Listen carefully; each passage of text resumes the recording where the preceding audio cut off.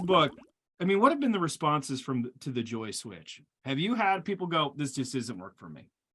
Yeah, most of the responses have been positive in that people feel like that it explains something about their life that's been a thorn in their side. In other words, like, wow, this helps me understand why when this happens, I lose it. Or, this is why my marriage is struggling, or this is why I'm disconnected with my kids. Or, the common response is, you just explained something that makes sense to me and explains something in my life that I'm struggling with.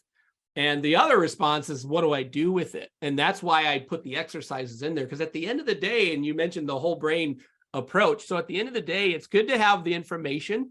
So I wanted to give some very simple ways of laying this out, including some stories, but it was the exercises that I knew people need to practice. So when I meet with the leadership team, I'll give them the information, but now we're going to practice. And so what do you do? Do you have like, okay, pastor, let's sit down, face one another in chairs.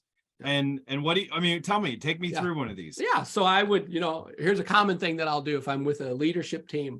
I'll say, okay, first thing we're going to do is we're going to go around and everybody at the table, and you're going to tell each person a couple things that you like about them, something you appreciate about them. And everybody quickly does the math, like, okay, there's 8-10 people at this table, we've got this much time. You could just see people are like, really? Like, we got to do this. And I'm like, just bear with me, right? And everybody has to go, and I have to say something that I appreciate, at least hopefully a couple things I appreciate about every person. And so, yeah, it takes a little bit of time, but I'll tell you what, you see this group come alive. You see the energy levels increase. You see smiles on their faces, often tears. You see a group connect in a really, short amount of time by one simple activity. And that is me putting words to what I like about you, what I enjoy, or what I appreciate about you, what I respect, what I admire about you. That exercise alone, it gets everybody's joy switch on, because now I feel seen, heard, and understood. I feel appreciated. I feel valued. I feel like I belong with this group. This is so life-giving for people. And it is such an easy exercise.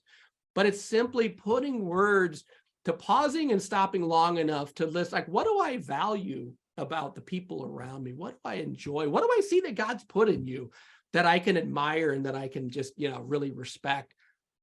Travis, this is one of the best exercises. It's so easy. And then I'll say, now compare how you felt when we started to how you feel now.